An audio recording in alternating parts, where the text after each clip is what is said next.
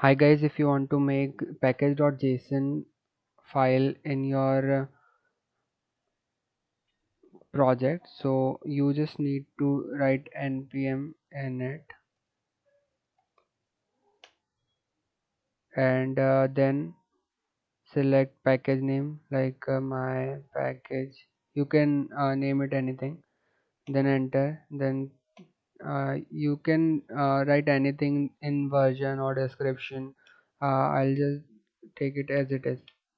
So yeah, enter, and yes. Yeah, so package.json is created here.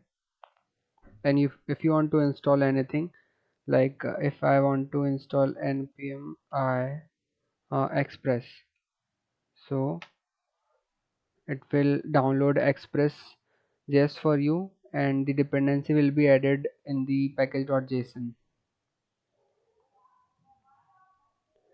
Yeah, so dependency is also added. Thanks for watching.